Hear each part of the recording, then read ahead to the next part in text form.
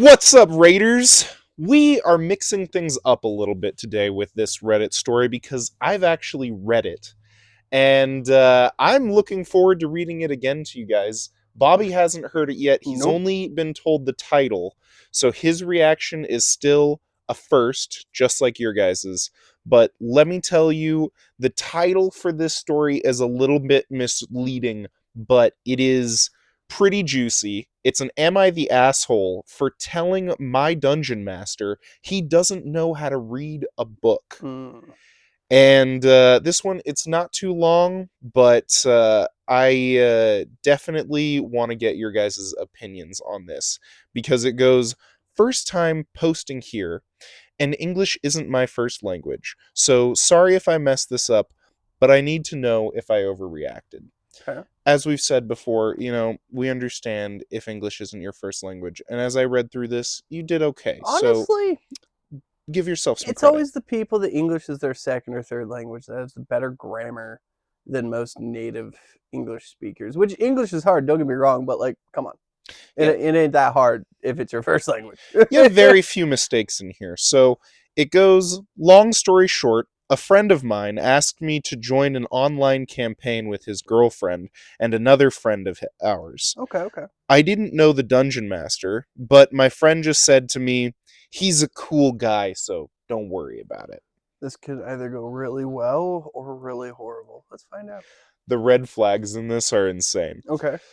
First call to introduce ourselves to the dungeon master and to learn about his world building, I started noticing some red flags, like the humongous amount of homebrew content created by the dungeon master himself. That's not a red flag. I don't think that's a red flag either. The best campaigns were all in the same world that was completely homebrewed. Like, I didn't touch canon D&D lore, I don't think, for the first 7 years that I played D&D. Yeah, my campaigns, unless I'm running a module, never from the Dungeons and Dragons universe. More fun It's always that way. homebrew. I don't think that's a bad thing at all. But Okay, he also had stuff like races that give disadvantage on stealth because they're too colorful. No, I understand that one a little bit. Really? Try sneaking through a desert or a dark hallway, and you are rainbow colored, and you have scales that reflect light. Okay, I can see that. I do hear where you're coming from, but I feel like that's situational. Try sneaking through. That's the thing, though, is sneaking. That's a good point. And then also, think of I can understand if you're going against animals, how that would be a bit of a come on, because animals see things differently, as far as colors. Orange comes out as green to a lot of animals. I guess my point to it, which is what I want to hear in the comments below, is would you guys ever play a character that has disadvantage on stealth? Because that's the kind of issue that I would have. I wouldn't pick any race that has disadvantages. I only want the good stuff. See, I think there's already a little too much focus on that, because no one bats an eye at having movement penalties for wearing full plate. But yeah. I've seen people wearing full plate that is custom built for their body. They're doing obstacle courses in it. That's fair. I guess I would want some rebalancing. If you're going to have some races with disadvantages, I would want disadvantages on all of the races. I would want there to be some way to counteract it. Look at sunlight sensitivity with drow and everything. A lot of people get around that. Goggles. Yeah. There's ways to get around that. Okay, so I'm wearing really binding clothing. You have to wear a ghillie suit. And yeah. Then you don't have the stealth disadvantage anymore. All I would make you do is go out of your way to prevent that. That's not a bad disadvantage on the race, in my opinion. Okay. Depending on the specific race. I imagine things get out of hand with that. Well, OP continues with, or broken classes that could do a ton of damage or tank the Tarrasque itself. Not a word about home rules. So I guess we were playing by the book. Yeah, no, I've got nothing for that. That's way too, that's fucked. Yeah, I guess I'd want some clarification. It's at what level? If we're talking at low level, you're tanking a Tarrasque, there's a problem. Yeah, that's a Mary Sue. Going through the campaign, the DM started doing all he could possibly do to make my character look bad slash useless. For example, he made up on the spot that my PC has multiple personalities, each one with a different skin tone, and I could only use certain spells if that specific personality was in control. Note that I controlled only the main personality. That's unless there was like Pre conversation about it, I an wouldn't even early discussion, then maybe. say that, but like I could see like a curse or something doing that, but like just randomly, come on, like have some build up. I would have put my foot down with that with the dungeon master. It's like you didn't ask me if I was okay with having multiple personalities, and I'm not.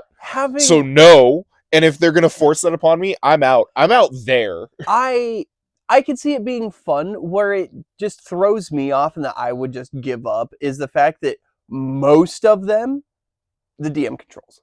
I don't like that Yeah. for the most part. I would be okay with like, okay, so basically each personality is a different class. I got to roll for that day. That would be fun. But would you really be okay with me just forcing it on you? Depending on how you did it. That's the thing with D&D that a lot of people, I guess it didn't skip from third or I guess fourth if you're a weirdo, but from third edition to fifth edition is that how you go about things is heavily important. Because if you think about it, you do stuff to us all the time that we don't agree with. Well, yeah. You damage us. You put paralysis on us. You put us against monsters that have a good chance at killing our characters. I'm okay with death, but not every player is. I I do see your point to that. Yeah. I just have to say, like, without any preface for like mental illnesses of any kind, I feel like that's touching on No, to to, session zero problems that should yeah, have been addressed. yeah. And this is just me personally. If anyone else had like runs their table differently, like, I fully understand.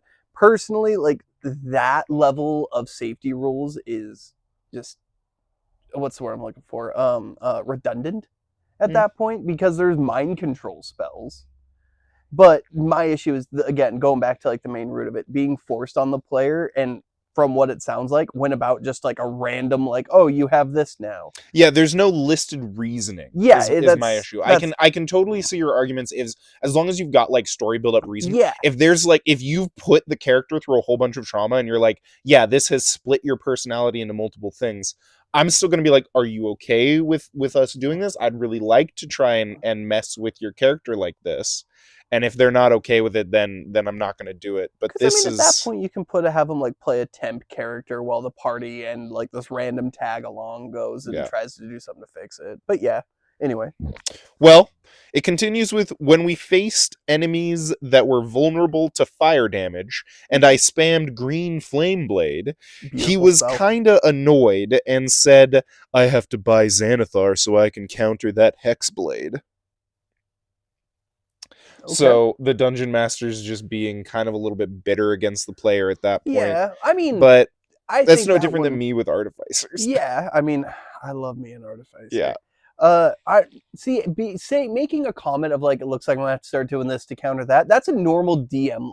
If anything, OP, you should have taken a little bit of pride in that. Like you built Yeah, your character so well, the dungeon master's like, I gotta do something to nerf you. yeah. We fought a boss that was a spellcaster, and he threw a fireball in our faces, but his allies were unscathed because the boss was an evoker wizard. But suddenly, oh, and he changes the damage from fire to psychic, so your accursed specter isn't resistant. So he's merging two different schools. I don't see that big of a problem. Changing damage types, in my opinion, Yeah. a lot of people say it's like overpowered and overthrows the balance of the game. It doesn't. If simply changing a damage type Yeah. throws out your entire game, your game was held together with straws.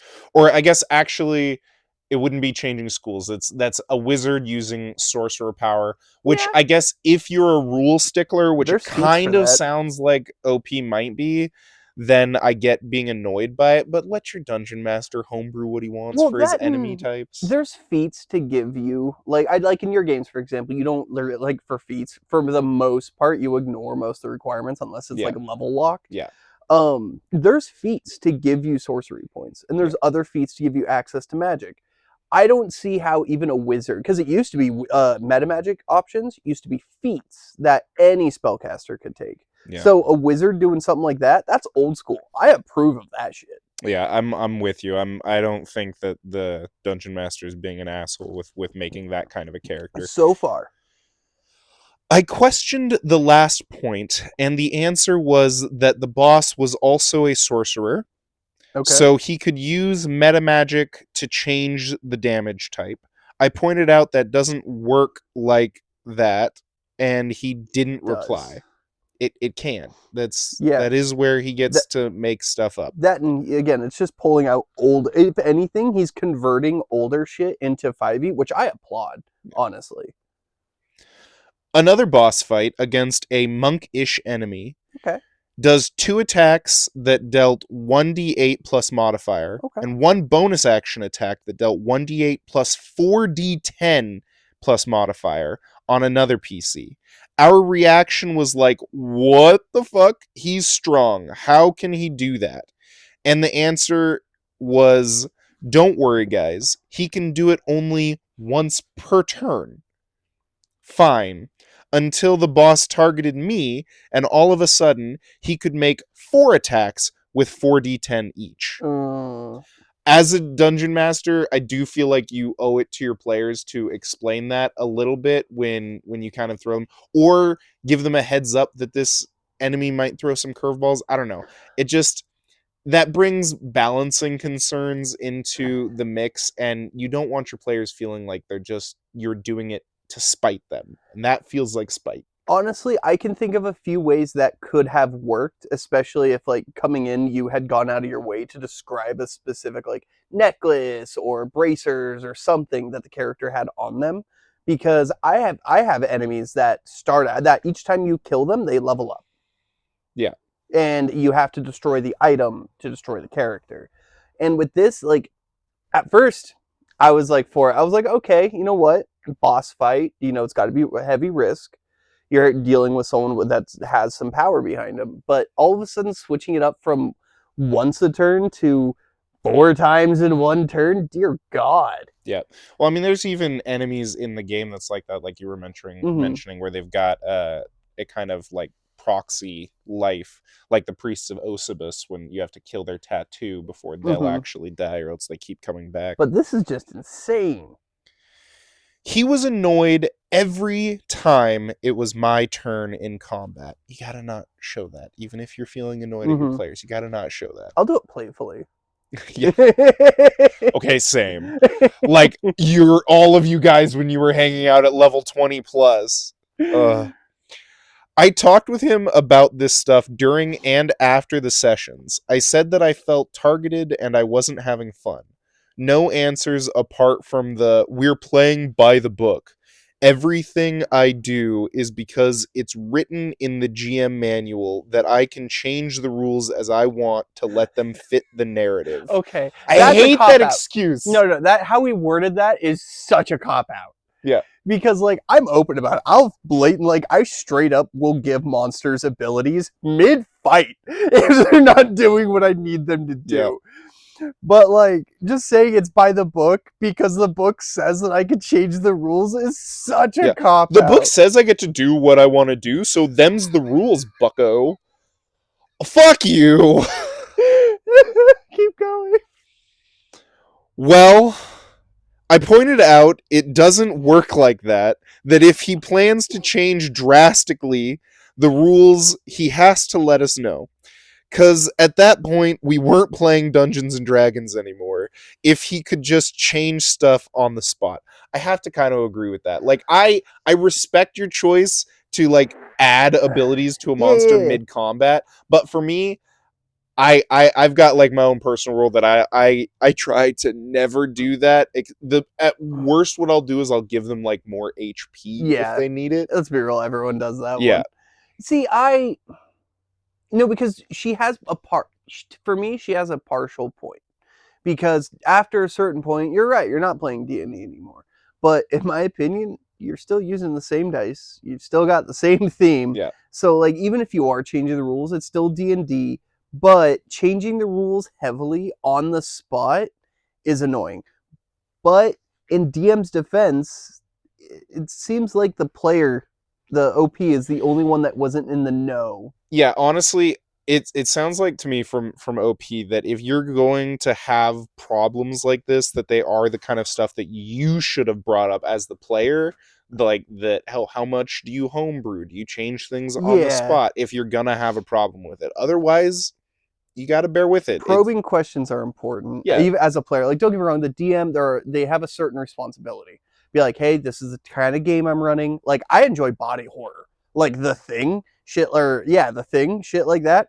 Love that in my campaigns, but not everyone's cool with it. So it's like I run this type of campaign. I do these types of themes. Like the last 3 sessions of my campaign have just been straight gaslighting them.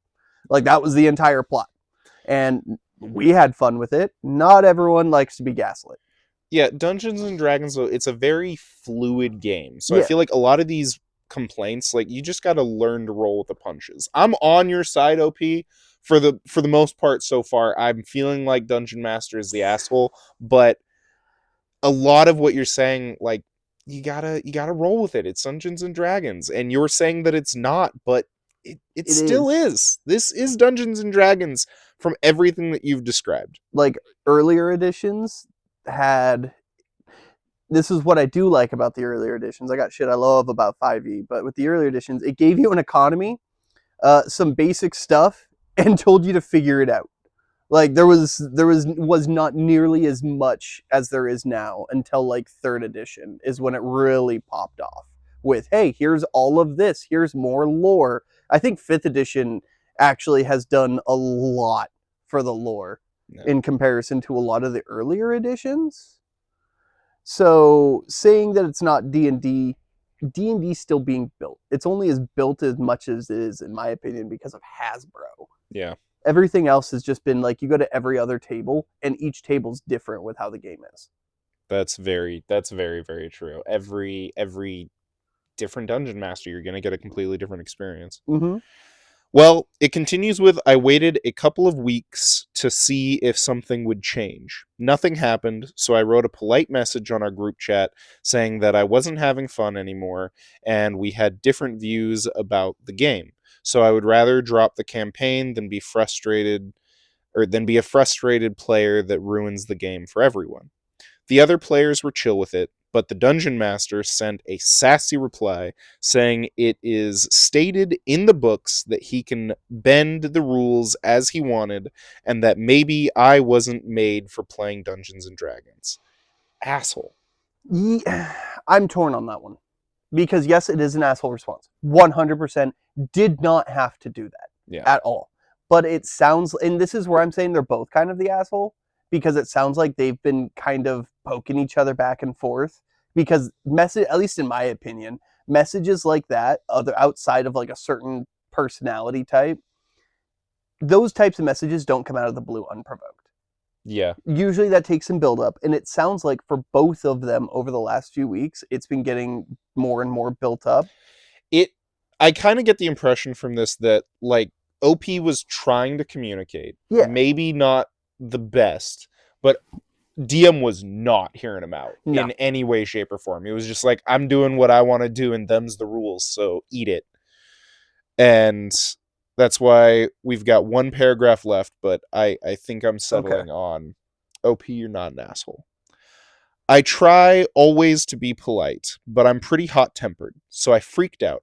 I told him that if he wanted to be a DM, he should learn to read first, that there's no point in targeting just one player because he knows how that character works. Am I overreacting, or the DM is just an asshole? I honestly, I'm going to say the safe answer on this one and say that they're both assholes. Not been. I think at the final, at the end of everything, OP did the right thing. Left the table. It wasn't for them. They wanted to buy the book, which is kind of how you run for the most part, Yeah. because everything's spelled out. There's no like trying to figure out mechanics, making sure everything's balanced. Even though, let's be real, not everything's It's not. balanced. But I think OP did the right thing by leaving the table. Yeah. I think you're right. There might have even been a communication, like a language barrier, just because OP types pretty well, but we don't know how well. There could be like a really thick accent. There could be something. It could just be that's making them hard to communicate. It could just be difference in how they want to play the game. For me, I think both can be true in their last statement. I think, yeah, OP, you're overreacting. It wasn't as bad as I feel like you tried to paint the picture. But also, the Dungeon Master is still an asshole. He definitely should have Yeah. been more willing to hear you out. It sounded like you did try and communicate, and he was just like, nah, this is my game, which is not the way that a Dungeon Master should be. No. You're all building the game together. It's a collaborative story building experience. I can't scream that enough. How I look at it is the entire table, DM and players, coming through, and you guys are picking out what book you want to read. Yeah. And so you guys agree on a genre.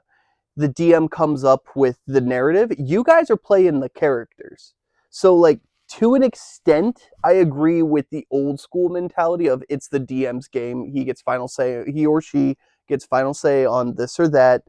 But the players should almost always have agency over the characters. Yeah. And in this one, it sounded like this player did not have agency. Yeah, the multiple personalities thing definitely felt like the biggest red flag to That me. honestly was like that and the random rule changing to target the player. If it Yeah. was random rule changing to say fuck the party, that's different. That's kind of the DM's job a little bit. Yeah. But going after that one player, that was an overreach. Yeah.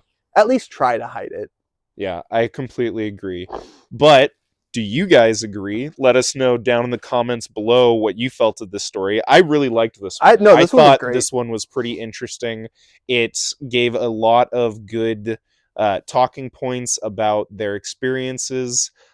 We were cozy during this whole story. These things are Let us know nice. if you like our blanket hoodies. I hope you were cozy, enjoying the holiday season, watching the story.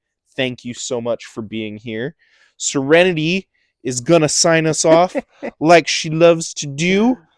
Don't forget to subscribe and lick that like button. Bye bye.